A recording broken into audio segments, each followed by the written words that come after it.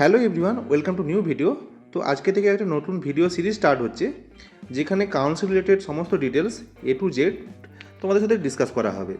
তবে এটা বলে রাখছি যে প্রত্যেকবারে কাউন্সেলিংয়ের সময় কিছু না কিছু রুল চেঞ্জ আসে, সেগুলো অবশ্যই দেখে রাখবে। এবছর এখনও আপডেট আসেনি, নাহলে কোনো একটা রুল চেঞ্জের জন্য তোমাদের যদি কাউন্সেলিং ভুল হয়ে যায় তো অসুবিধায় পড়বে তোমরা। আজকের ভিডিওতে আমি তোমাদের সাথে ডিসকাস করব কাউন্সেলিংয়ের প্রত্যেকটা স্টেপস নিয়ে, কোন স্টেপে কী করতে হয়, কতটা অ্যামাউন্টে ফিস পেমেন্ট করতে হয়, কোন রাউন্ডে গিয়ে কী করতে হয়, কোথায় ভেরিফিকেশন করতে হয়, এসব সব ডিটেলসে বলবো। WBMCCতে আমাদের এখনও কাউন্সেলিং স্টার্ট হয়নি। অল ইন্ডিয়া কাউন্সেলিং শুরু হওয়ার 2 সপ্তাহ পরে আমাদের স্টেটে কাউন্সেলিং স্টার্ট হয়। ফার্স্ট কথা হচ্ছে তোমরা কাউন্সেলিং কোন সাইট থেকে করবে, সেটা হচ্ছে তোমরা প্রথমে গুগল থেকে গিয়ে WBMCC এই ওয়েবসাইটে সার্চ করবে। এটা সার্চ করলে যে ফার্স্ট আসবে সেই ফার্স্ট লিঙ্কে গিয়ে ক্লিক করলে তোমাদের একটা সাইট ওপেন হয়ে যাবে, যেটা হচ্ছে WBMCCর ওয়েবসাইট। এখান থেকে তোমরা আমাদের এখান থেকে সব কিছুই মানে ইউজি, পিজি, আয়ুষ সব কিছু কাউন্সেলিং হয়, এখানে তোমরা দেখতেই পাচ্ছ। এবার ইউজিতে তোমরা ক্লিক করলে ইউজি অ্যান্ড ডেন্টাল, এখানে এটা হচ্ছে আমাদের পোর্টাল। এটা এখনও আপডেট হয়নি, আপডেট হলে অটোমেটিক এখানে দেখবে এখানে 25 লেখা আছে, ওটা 26 হয়ে যাবে। এবার এখানে তোমাদেরকে কীভাবে রেজিস্ট্রেশন করতে হবে সেটা আমি পরবর্তী ভিডিওতে বলছি। এখন দেখে নেওয়া যাক ওভারঅল কী কী স্টেপস আছে আমাদের কাউন্সেলিংয়ের জন্য। এরপর যখন আমাদের WBMCতে অফিসিয়াল আপডেট এসে যাবে তখন ওরা একটা নোটিশ পাবলিশ করবে, যেটা হচ্ছে ইনফরমেশন বুলেটিন বলে। 10 থেকে 15 পাতার নোটিশ, এখানে টোটাল ডিটেলসে সব কিছু লেখা থাকে। আর এই ইনফরমেশন বুলেটিনেই সব কিছু আপডেট দেওয়া থাকে যে প্রত্যেক বছর কী রুল চেঞ্জ হয় বা না হয়। এরপরে আমাদের শুরু হয়ে যায় এখান থেকে রাউন্ড 1। রাউন্ড 1-এ আমাদের ওই WBMCC ওয়েবসাইট থেকে তোমাদের প্রথমে রেজিস্ট্রেশন করতে হবে, যেটারও ডিটেলস ভিডিও আমি বলবো যে কীভাবে রেজিস্ট্রেশন করতে হয় স্টেপ বাই স্টেপ। তারপরে তোমাদেরকে করতে হবে একটা ফিস পেমেন্ট।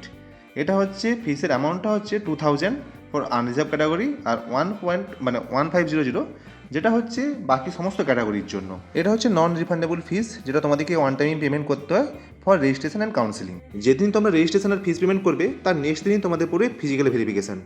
এই ফিজিক্যাল ভেরিফিকেশানে তোমাদেরকে কী কী ডকুমেন্টস নিয়ে যেতে হবে সেটা নিয়ে আমি ডিটেলসে নেক্সট ভিডিওতেই বলবো। আর এখানে তোমাদের একটা অটো জেনারেটেড কলেজে পড়বে, যেটা হতে পারে MCK বা IPGMA আর SSKM বা বর্ধমান মেডিকেল কলেজ বা হচ্ছে নর্থ বেঙ্গল মেদিনীপুর, যেখানেও পড়তে পারে। সেখানে তোমাদেরকে ফিজিক্যালি প্রেজেন্ট হয়ে সমস্ত ডকুমেন্টস ভেরিফাই করে আসতে হবে, প্লাস ওরা একটা ভেরিফিকেশনের পর একটা লেটার দেবে যে তুমি ভেরিফাইড বলে, সেইটাকে তোমাদের গুছিয়ে রাখতে হবে, যেটা তোমাদের কলেজ অ্যাডমিশনে কাজে দেবে।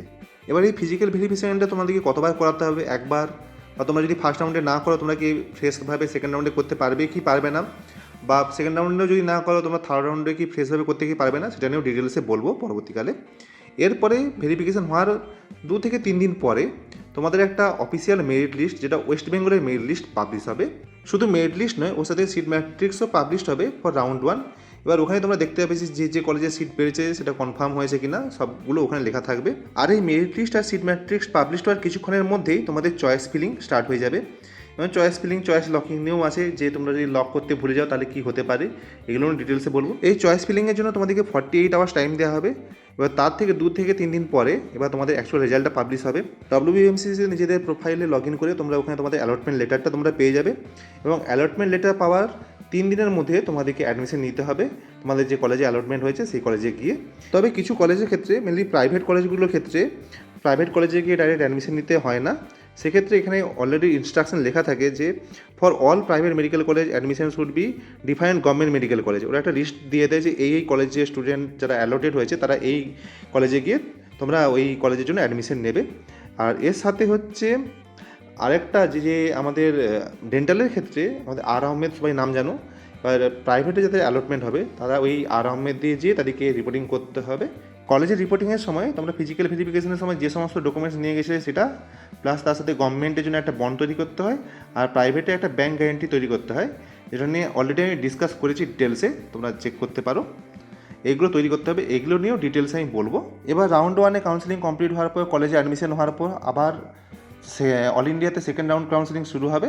তো তারপরে গিয়ে আবার আমাদের স্টেটের সেকেন্ড রাউন্ড কাউন্সেলিং শুরু হবে। তো এইভাবে কাউন্সেলিংগুলো চলতে থাকবে পরবর্তীকালে। এবং কোন ক্যান্ডিডেটসরা সেকেন্ড রাউন্ডে পার্টিসিপেট করতে পারবে, কারা পার্টিসিপেট করতে পারবে না, কোন ক্যান্ডিডেটসরা থার্ড রাউন্ডে করতে পারবে, আর কাদের ক্ষেত্রে কোন রাউন্ডে পার্টিসিপেট না করলে তারা কাউন্সেলিং থেকে কমপ্লিটলি আউট হয়ে যাবে, সে নিয়েও পুরো ডিটেলসে ভিডিও অলরেডি তৈরি হয়ে গেছে, সেগুলো কিছুদিনের মধ্যেই আসবে। নেক্সট ভিডিওতে আমি তোমাদের সাথে ডিসকাস করবো ফিজিক্যাল ভেরিফিকেশনের জন্য কী কী ডকুমেন্টস লাগে কমপ্লিট ডিটেলসে। আর তোমরা যদি পেড কাউন্সেলিং চাও, গুগল ফর্ম দেওয়া আছে, ওখান থেকে আমার সাথে কন্ট্যাক্ট করতে পারো। চলো দেখা হচ্ছে নেক্সট ভিডিওতে।